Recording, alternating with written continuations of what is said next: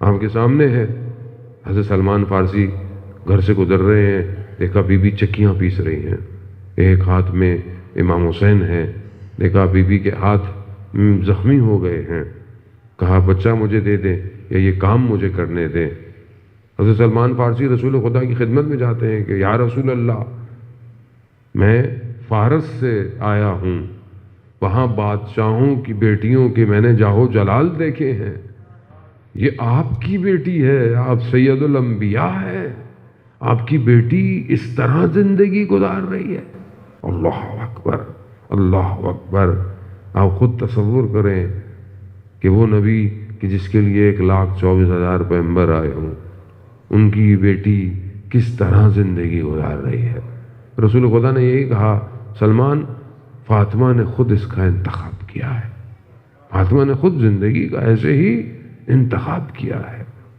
اور جب مولا کائنات کے کہنے پر کہ آپ جائیے اپنے بابا سے کہیے کہ آپ اتنا تھکتی ہیں، خوب یہ تحمل یعنی گھر کے کام، یعنی بیوی کی بچوں کی پرورش کرنا، گھر میں کام، یہ کیا سکھاتا ہے، یہ کیا پیغام دیتا ہے کہ خاتون کو اپنے گھر کے کاموں میں تحمل چاہیے، صبر چاہیے۔ اور یقیناً صبر تحمل کرنا پڑتا ہے۔ آج آپ کے سامنے ہے، بچے کی تربیت کرنا آسان نہیں ہے، بچے کے ساتھ مشکلات میں رہنا، گھر کے اندر مشکلات میں رہنا، اور بہرحال ہر کسی کی زندگی کے زاویے الگ الگ ہیں، گھر میں مشکلات ہیں، کبھی شوہر کا اخلاق اچھا نہیں ہے، کبھی اور مشکل، خوب یہ صبر استقامت کرنی پڑتی ہے تبھی گھر بنتا ہے۔ صدر اسلام کے اندر ایک کاروبار کرنے والا شخص تھا، مدینہ میں جب واپس آیا، بیوی نے استقبال کیا، گھر میں کھانا بنایا، صبح جب فجر کی نماز کا وقت ہوا تو مسجد نبوی جانے لگا، تو بیوی نے کہا شوہر سے کہ خدا نے اگر کوئی امانت دی ہو تو اگر وہ واپس لے لے تو ہمیں کیا کرنا چاہیے؟ کہا دے دینا چاہیے۔ کہا تو جو ہمیں خدا نے بچہ دیا تھا وہ کل انتقال کر گیا، لیکن آپ اس خاتون کا صبر دیکھیں، شوہر باہر سے آیا، اس نے اس کے اوپر اثرات مرتب نہیں ہونے دیے، کہا اس کا انتقال ہو گیا ہے، آپ رسول خدا کے پاس جائیں، ان کو نماز کے بعد واپس لائیں تاکہ بچے کو دفنایا جائے۔ پھر رسول خدا کو بتایا، انہوں نے دعا دی بچے کو دفنانے کے بعد کہ خدا تمہیں بہترین اولاد عطا کرے، اور وہ اولاد عطا ہوئی، اور مولا کائنات کے رقاب میں شہادت پہ پہنچا وہ جوان۔ وہ جانے والا تم صبر اور استقامت ہے۔ آج بعض اوقات معاشرے میں صبر نہیں ہے، کبھی بہت خدا نخواستہ کسی کے اولاد نہیں ہوتی، تو آپ اپنی طرف سے علاج کریں، کچھ بھی کریں، اگر خدا کی تو خدا کی مصلحت ہے، صبر اور استقامت چاہیے۔ کسی کی اولاد مریض ہے، کسی کی اولاد بیمار ہے، صبر استقامت چاہیے۔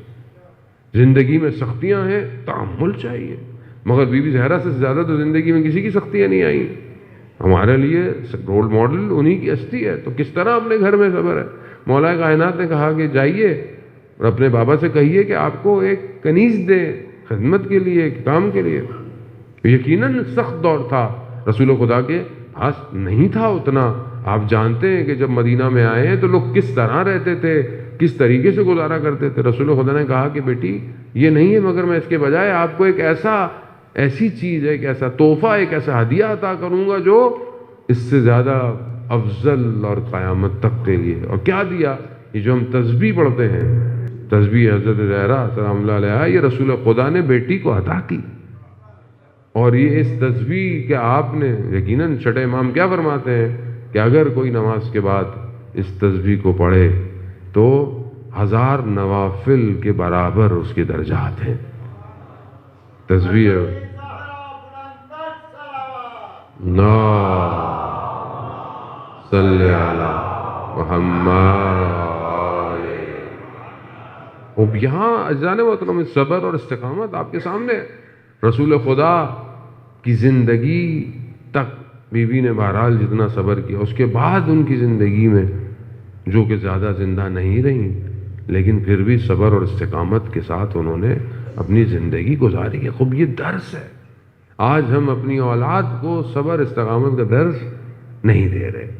آج معاشرہ جو ہے وہ فوراً اضطراب میں، ہر چیز جلدی ہو، ذرا سا کچھ ہو جائے صبر نہیں ہے، کسی نے کچھ کہہ دیا صبر نہیں ہے، کسی نے کوئی غلط بات کہہ دی صبر نہیں ہے۔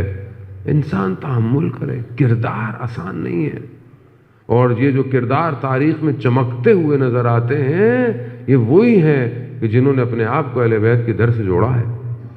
حضرت فضہ کا کردار آپ کے سامنے ہے کہ کیا کردار ہے کہ تاریخ ان کو یاد کرتی ہوئی نظر آتی ہے کہ کہاں انہوں نے اپنے کردار کو ادا کیا، کربلا تک اپنے کردار کو ادا کیا، اور اس کے بعد معاشرہ آگے چلتا رہا۔